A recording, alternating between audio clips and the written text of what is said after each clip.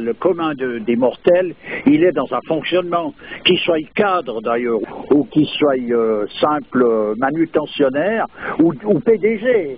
Parce que la meilleure place, il ne faut pas croire que c'est celle de PDG. Je veux dire, ça peut être la meilleure au point de vue de la paye, mais pas pour le reste. Hein. Ouh là là. En réalité, c'est vrai que le manutentionnaire, c'est lui qui devrait toucher la paye du directeur. Mais c'est là où il y a l'erreur. Comment est-ce qu'on fait pour qu'un personnage de cette dimension-là, qui en fait est vu par tous les ouvriers comme un marchand d'esclaves, comment ça se fait qu'un personnage comme ça, c'est lui qui dirige? Sans compter que le directeur dont je parle, je ne lui en veux pas parce qu'il joue le rôle qu'il a joué et je préfère vous dire que c'est pas le meilleur. Moi, je préfère être à ma place qu'à la sienne, en sachant ce que c'est, parce que si tu sais pas, évidemment, qu'est-ce qu'il fait? Attends, le type, il travaille moins que les autres. Quand on le regarde faire, il courra, il a rendez-vous. En fait, il travaille, il est au restaurant, il est dans une soirée, machin, puis autrement, il donne des ordres, là, comme une machine, à tout le restant, ou bien il a une attitude plus ou moins conviviale, parce que ça fait partie encore de tout le décor de sa pièce de théâtre. Mais je veux dire par là, il est dans du factice constant.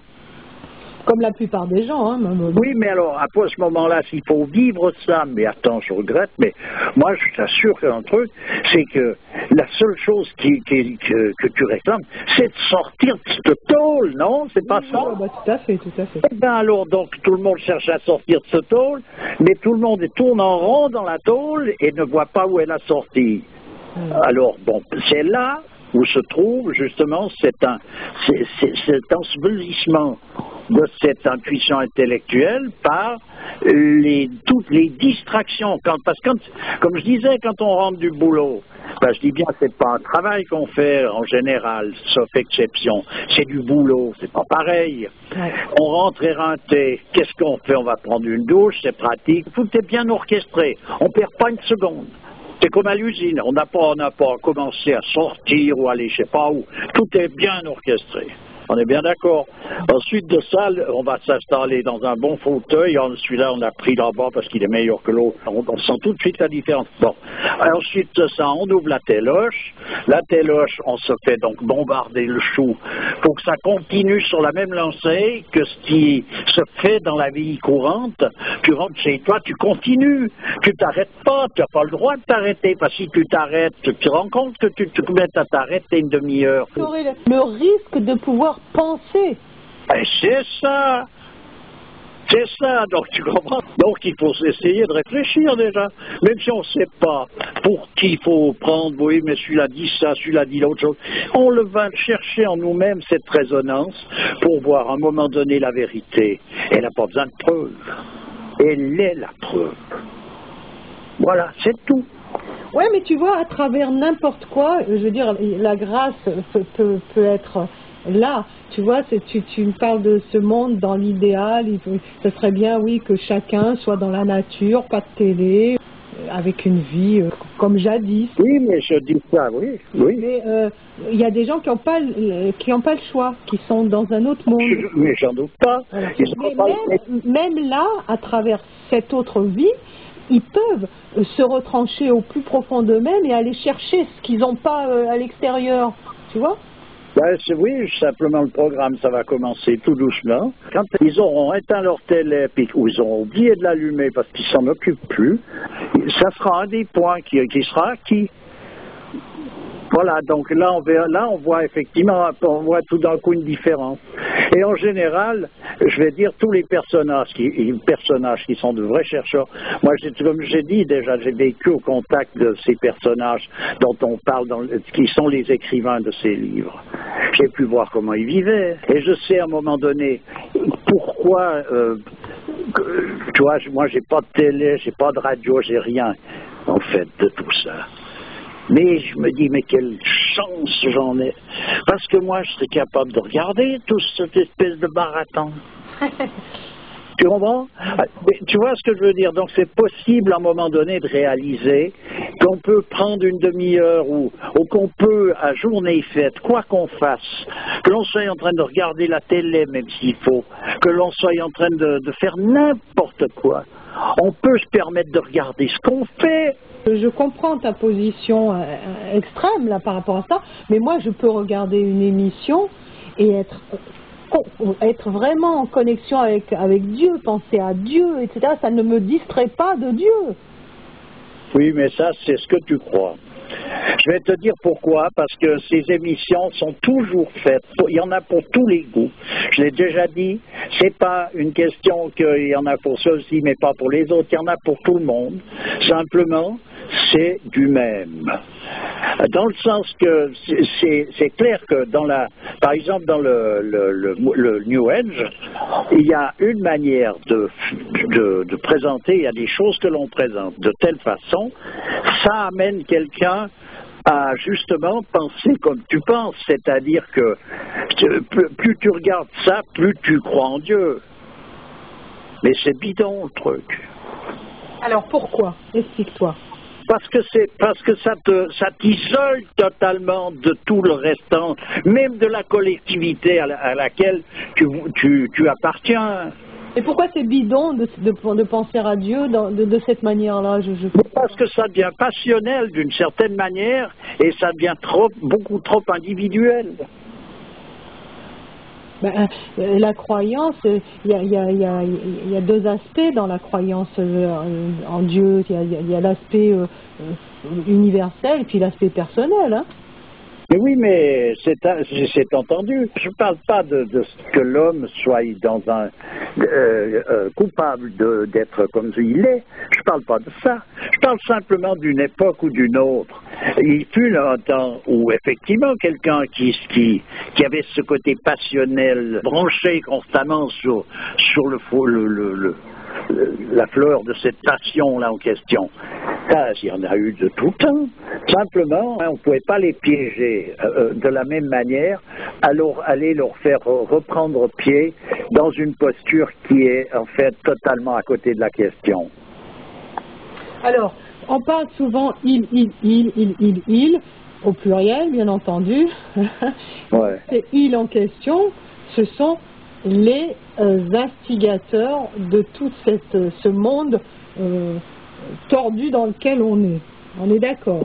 Et c'est des acteurs encore du jeu, parce qu'effectivement, si on veut rentrer dans le cadre religieux, on va dire que c'est le diable lui-même. Bon, d'accord. Mais bon. Si on veut rentrer dans d'autres domaines sur un plan qui toucherait directement des sciences, il faut prendre chaque science et faire un comparatif. Mais c'est à se voir gros comme une montagne que tout le monde est dans les problèmes. Alors que tout va bien, on a tout apporté, tout est parfait. Dans le temps, il fallait faire je sais pas quoi. À présent, on a tout, plus des commodités, plus ça. On peut aller voir, on a même une télé, donc on peut regarder, vivre des gens qui sont à l'autre bout de la planète il y a Internet, il y a tout. Donc c'est parfait. Tout est impeccable. Donc je te dis pas que... Mais tout va mal, c'est ça. Comment? Mais tout va mal, c'est ça. Mais tout va mal, parce que c'est le fait que d'en être avec tout ce bien-être à l'égard de tout, c'est le signe que tout va mal. De là à justifier la présence de ces individus qui sont les instigateurs de tout ce désordre, tu vois, est-ce que tu dis c'est le diable lui-même, c'est sous-fifre, si on peut dire. De la même manière qu'il y a des représentants de Dieu sur terre, il y a des représentants du diable sur terre. Même si on ne peut pas mettre Dieu et diable sur le même plan, évidemment. Mais ce que je veux dire par là, c'est que ces gens qui représentent le diable sur terre, ils sont, d'après ce que tu dis, très actifs. D'accord? Oui. Ils sont très actifs, c'est-à-dire qu'ils ne cessent de travailler dans le sens d'aller vers le chaos. Ils font comme d'ailleurs tout le monde fait, mais simplement ils ne travaillent pas de la même manière. Mais tout le monde fait. Tous, il faut qu'on arrive, il faut qu'on paye, il faut qu'on arrive à faire ça. Oui, mais si on veut encore changer de bagnole, il faut... Tu vois, c'est tout. Attends. Donc ces gens-là, ils ont consciemment le désir que tout aille vers le chaos, d'après ce que tu dis, d'accord? Et ils y travaillent activement. Si c'est le cas que c'est un désir, ça donne exactement, par exemple, la valeur de ce que peut représenter un désir. Oui, effectivement. Ben voilà. C'est pour ça que si on doit me demander, parce que c'est clair, on peut me demander ils sont où, c'est qui fait quoi, etc. Bon, qu'est-ce que tu veux bien que je réponde? Moi, je sais parfaitement que c'est comme ça que ça marche, l'histoire. Ça peut pas marcher autrement, d'ailleurs, c'est pas compliqué. Et puis voilà. À présent, celui qui veut voir, croire, pas croire, il faut qu'il aille chercher lui, parce que c'est toujours comme ça que ça va. C'est que si on va pas chercher soi-même, de toute façon, c'est du pipeau. C'est exactement comme le menu devant le bistrot, c'est même si c'est le Georges V, ou je sais pas, chez Bocuse, ça change rien. Ce qu'on peut dire, ce qu'on entend dans ce que tu dis, c'est que toi, si tu dis ça, c'est que toi, tu as été voir et tu sais. Ben, peut-être, disons qu'on peut voir ça comme ça. Alors, ce que je sais, je le sais, oui, et puis ce que je ne sais pas, je ne vais pas me lancer plus loin. Donc là, moi, ce que je donne, c'est des préliminaires. Je ne suis pas en train attention, je ne suis pas un maître spirituel, moi. Faut pas confondre. Moi, je donne simplement des indications de où il y a moyen d'aller trouver des personnages qui, eux, sont, oui, des maîtres, et puis où au moins on peut les contacter, ne serait-ce que par des écrits. Ce que tu donnes surtout aussi, c'est une vision réelle de l'état des choses. Ben voilà, c'est ça, parce que c'est là que ça se passe, c'est-à-dire que les personnages que j'ai rencontrés qui, eux, y étaient, ils ne ont jamais fait de publicité nulle part, mais moi je fais de la pub, c'est pas de la pub, je donne le titre des livres qu'ils ont écrits, qui sont ces auteurs, et puis après on va voir déjà avec ceux-là, parce que ça, là je pourrais dire, on pourra me dire, mais c'est ton avis, il y a d'autres moyens, ben d'accord, alors là mettons c'est mon avis. C'est bel et bien mon avis, parce que je suis né là, dans ce milieu-là. Mon père était un grand bonhomme, et j'ai rencontré donc Monsieur Chuon, et dans un cadre où donc qui correspond à quelque chose, et Monsieur Bourcard aussi, je le voyais souvent. J'entends, moi, gamin, j'étais là, Monsieur Chuon, tous les jours, me mettait la main sur la tête en passant. Tout ça, on l'a dit. Oui, mais je l'ai dit, mais non, mais je répète. Parce que je l'ai dit, puis alors, qui c'est qui l'a entendu? Je dis ça tout simplement parce que, voilà, donc moi, j'ai celle-là à proposer. À présent, si quelqu'un veut aller voir autrement, c'est-à-dire réputer ça pour se lancer dans les extraterrestres ou je sais pas quelle salade, moi ça m'est égal. Non seulement je dirais pas que ça m'est égal. Je dis simplement, moi je peux rien faire pour ça. Puis je peux pas m'empêcher. Tu peux rien faire contre. Non, mais je peux rien faire contre, voilà, si tu veux. Je peux rien faire contre parce que je peux m'époumoner je pourrais hurler les choses que je dis, ça changerait quoi? Ça changerait rien, plus je hurlerais, pire ce serait, on est bien d'accord. Oui, oui. Oui, parce que le diable, il se défend très bien. Mais attends, oui, ben oui, moi c'est pas, tu comprends, l'histoire là, c'est pas... Moi, voilà ce que j'ai. Alors là, je dirais qu'on va mettre ça dans le cadre d'un point de vue individuel, c'est-à-dire que voilà comment moi, quelle est ma vision, quels sont mes yeux en fait, qui me permettent de voir les choses comme je les vois. À présent, si quelqu'un, comme je te dis bien, hein, c'est personnel. Là, je vais placer ça sur un plan personnel. Voilà comment je vois les choses. Voilà comment, moi, si on me demande qui sont les plus forts, les plus grands, les plus costauds.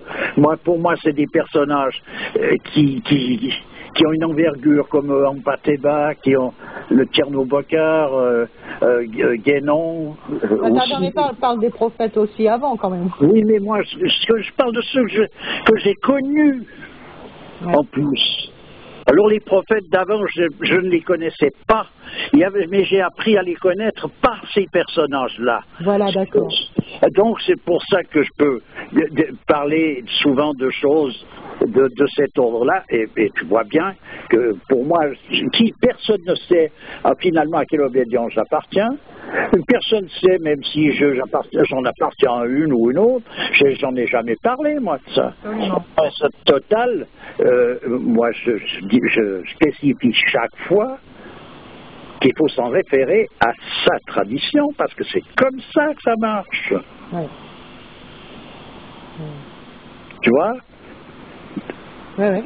Alors après, qui je suis pas, chacun faut qu'il s'occupe de savoir qui il est. Ouais. Tu comprends aussi? Oui. Tu vois, après, plus loin, qu'est-ce qu'il faut faire? On peut pas marcher, mais je peux pas marcher les choses, moi, de mon truc. J'ai de la peine à les marcher, à les avaler. C'est un travail à plein temps pour moi. Aussi. Ah bon, écoute. Oui, non, mais bien sûr, parce que tout peut s'échapper d'une minute à l'autre, tout peut nous échapper des doigts. Hein. Rien n'est jamais gagné, hein, ça je peux te dire. Je vais te dire une chose, les personnages qui vivaient dans certaines conditions et qui avaient un certain niveau, rien ne leur échappait, même pas dans les rêves. Non, mais ce que je veux dire, tu peux parler, tu peux avoir les plus grandes aspirations que tu veux. Je veux dire, tu peux te rater au dernier moment de ton existence, tu vois. Pas sûr. C'est jamais gagné.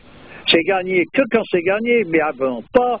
Donc, c'est pour ça qu'il faut rester humble, plein d'humilité jusqu'au bout. Bien sûr, ça va de soi. Un personnage qui grimpe une falaise, il grimpe, plus il grimpe, plus c'est dangereux s'il tombe. Ouais. Donc ça veut dire qu'à un moment donné, celui qui est près du sommet puis qui se lâche, eh ben celui-là, il tombe plus fort que celui qui était resté par terre, on est bien d'accord. Ah ouais. C'est ça, à un moment donné, c'est que tu obtiens des connaissances qui sont insoupçonnées par des personnages qui n'y vont pas. Tu peux te faire piéger par une chose, c'est de te sentir supérieur. Ouais.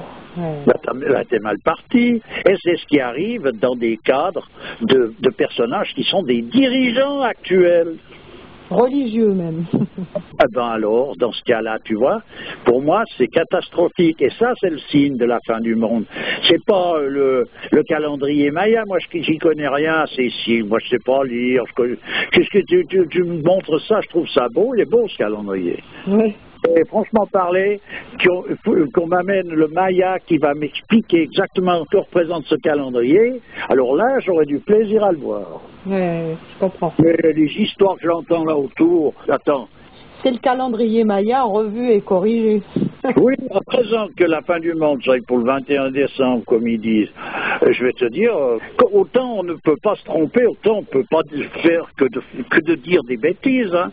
À un moment donné, c'est comme un balancier d'une pendule, il peut aller du bon au mauvais, là, on va faire ce mouvement, bon, mauvais, bon, mauvais. Le balancier, lui, il se balance, donc à un moment donné, tu passes partout. Oui. Et un mot de fin, là, d'une minute. Oui. Ben écoute, suite, je sais pas, il n'y a pas de temps. La suite au prochain numéro. Oui, on peut dire la suite au prochain numéro. Ok, ben je te remercie en tout cas, bonne journée à toi. Pareillement, merci. Allez, au revoir. Au revoir.